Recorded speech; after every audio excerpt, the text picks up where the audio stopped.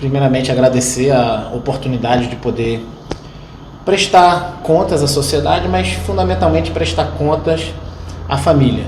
Então eu gostaria de iniciar aqui pedindo desculpas à família pela demora. É uma investigação que de fato demorou bastante. Nós gostaríamos de ter sido mais sérios na elucidação, no desfecho, mas sempre mostramos absoluto empenho, nunca desistimos. É uma investigação que sempre estava conosco como prioridade, em razão da gravidade concreta, em razão da necessidade de justiça, e a justiça que a família da vítima tanto merecia e reclamava com muita correção. Foi o latrocínio do senhor Dinoberg Moura, fato ocorrido no dia 13 de agosto de 2018. É um crime bárbaro que nos chocou a todos, comoveu, obviamente, a nossa sociedade, e isso fez necessitar um trabalho de investigação, desencadeou um trabalho de investigação que foi talvez a investigação mais complexa pela qual a gente passou nesses últimos anos. Daí, inclusive, a necessidade de tempo para a gente poder ter esse desfecho. Foi de fato uma investigação que teve muitas dificuldades, muitas intempéries, obstáculos, mas isso não nos demoveu do anseio de materializar a justiça, uma justiça que era devida à família, e aqui nossas condolências mais uma vez à família, ao senhor Peru e à senhora Dinorá, a quem todos nós temos muito respeito e carinho. Hoje nós estamos aqui para apresentar o desfecho dessa operação policial, dessa investigação policial, uma investigação que entendo que foi qualificada, muito embora complexa. A gente conseguiu desnudar todas as suas nuances, as suas circunstâncias, e apresentamos ao Poder Judiciário um inquérito policial concluso no final do ano passado, com 7 pessoas implicadas como integrantes de uma associação criminosa armada que teria se organizado para a prática de crimes diversos, dentre eles a prática do roubo à residência da vítima, em agosto de 2018. Desses 7 indivíduos, 2 deles faleceram, portanto houve a extinção da punibilidade em desfavor deles, muito embora nós consideremos que havia provas técnicas fartas também em desfavor deles, e outros 5 vão responder. Após o nosso indiciamento, o Ministério Público acatou a tese da policial, a tese que nós apresentamos através da nossa investigação, ofereceu a denúncia em desfavor de todos eles, denúncia essa que foi aceita pelo Poder Judiciário, e a prisão preventiva decretada de todos. Portanto, os 5 envolvidos vivos na participação na morte do senhor Dinoberg estão presos, foram presos hoje. Esse é o nosso desfecho da investigação. Há também um adolescente, na verdade, à época era adolescente, que em desfavor dele, infelizmente, pelas circunstâncias jurídicas, não há mais qualquer tipo de responsabilização penal possível, porque também houve a extinção da punibilidade em razão da prescrição. Então, esses 5 indivíduos foram indiciados, denunciados, a denúncia aceita, foram presos, vão responder a partir de hoje, são réus, vão responder a partir de hoje ao processo, presos, e acreditamos que há elementos suficientes dentro do caderno apuratório a apontar qual foi a cota de participação de cada um deles dentro de uma perspectiva de divisão de tarefas. Nós apresentamos essas informações que foram aceitas pelo Poder Judiciário, e agora cabe o deslinde processual para saber, se o Judiciário vai considerá-los culpados ou não. Doutor Leonardo, quem são os 2 que morreram e qual foi a participação deles 2 no crime, já que o senhor disse que entregou ao Poder Judiciário essas informações? Por uma questão também por restrição legal, a gente não vai mencionar nomes, seja daqueles que foi adolescente, que agora já é maior, está preso também por outros crimes, dos 5 presos ou dos 2 falecidos. Mas a gente sistematizou a investigação indicando núcleos de atuação. Então isso aí a gente pode de fato revelar. Havia um núcleo que nós compreendemos que era um núcleo de apoio logístico, cuja residência foi usada como uma espécie de QG, uma espécie de quartel-general do crime. Lá havia o esconderijo de foragidos da justiça, lá eles planejaram a prática do crime, lá eles mantiveram em depósito as armas de fogo que foram empregadas no crime. Houve uma primeira tentativa de invasão da casa da vítima na noite que precedeu o latrocínio. Essa tentativa foi improfícua, eles não lograram êxito. Há dados técnicos que comprovam essa dinâmica e eles novamente voltaram à carga, voltaram à tentativa dessa invasão à residência na madrugada posterior, no dia 13, infelizmente desencadeando o fatídico da morte do senhor Dinolberg.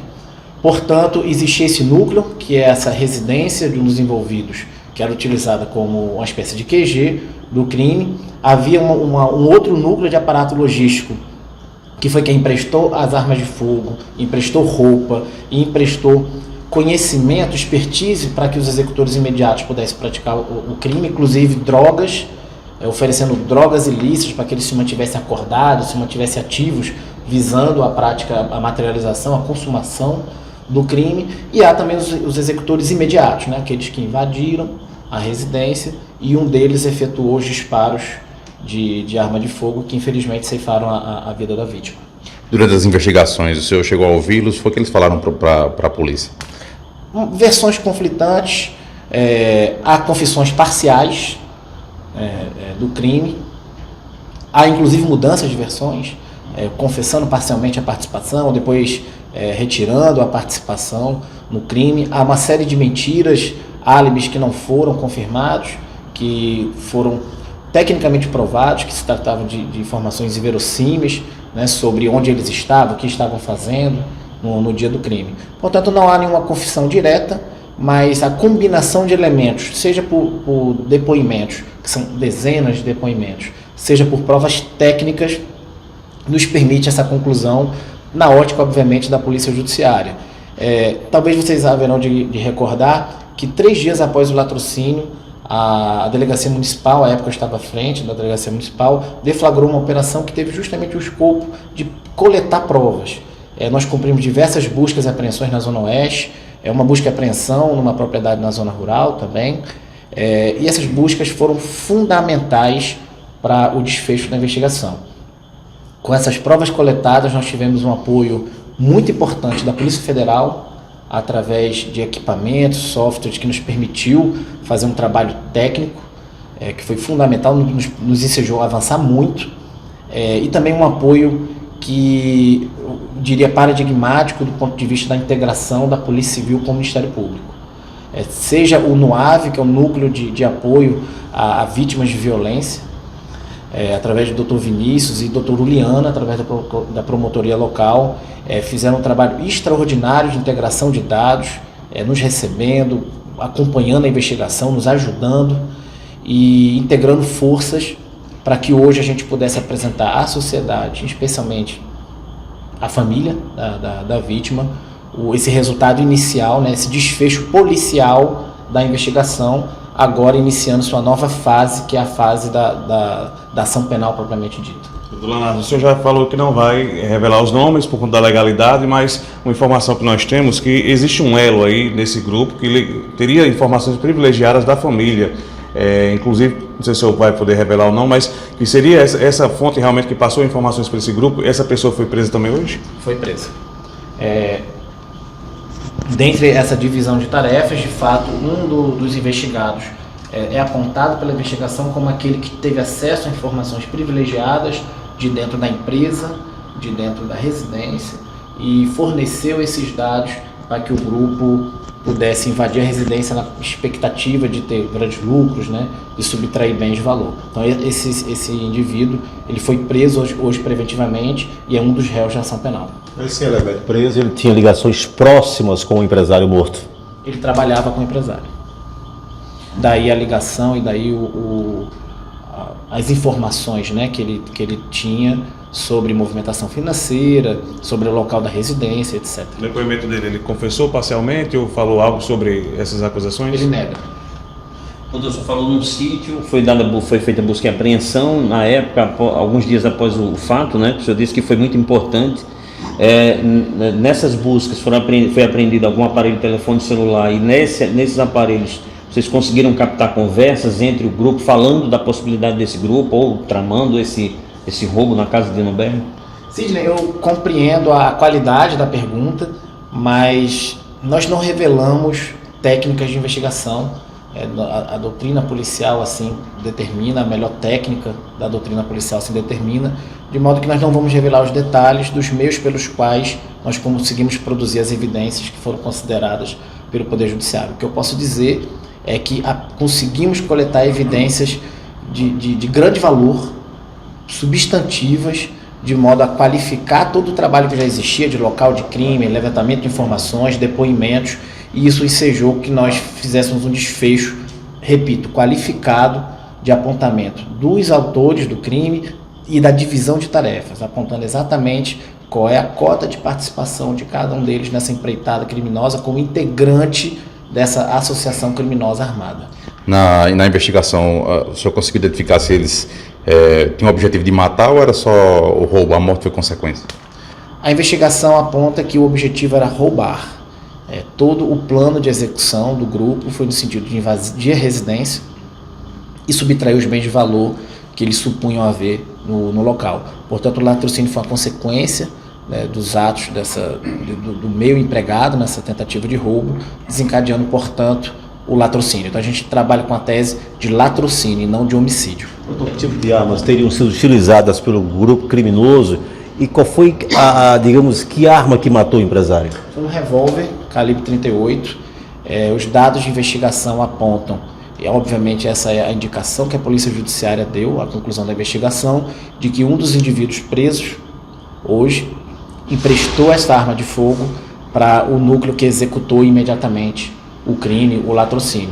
Portanto, eles tinham acesso a revólveres, a armas longas, 12, isso tudo nós já temos sedimentado na investigação. Mas no latrocínio em si, foi utilizado um revólver calibre 38. Mas houve resgate deles lá no local após o fato por alguém? Houve resgate na tentativa que foi abortada, que foi um insucesso do dia anterior. Eles tentaram praticar o crime, não tiveram êxito, houve resgate. Nessa segunda tentativa, eles fugiram a pé, voltando provavelmente para o sítio onde eles se homicidaram e onde eles se organizaram antes e após o crime. Esse grupo, com essas armas que o senhor falou, até de grosso calibre, né? Ele chegou a praticar outros crimes semelhantes a esse, invasão de residências, aqui em Caicó foram sucedidos? Invasão à residência não, mas outros roubos a estabelecimentos comerciais, roubos a transeuntes, e também é uma lógica da associação criminosa que tem uma ligação muito estreita com tráfico de drogas, com corrupção de menor e outros crimes hediondos e graves. A arma do crime, a polícia conseguiu apreender? Não conseguimos apreender, infelizmente, muito embora os dados de investigação consigam compreender com quem estava e para quem foi entregue para a prática do crime.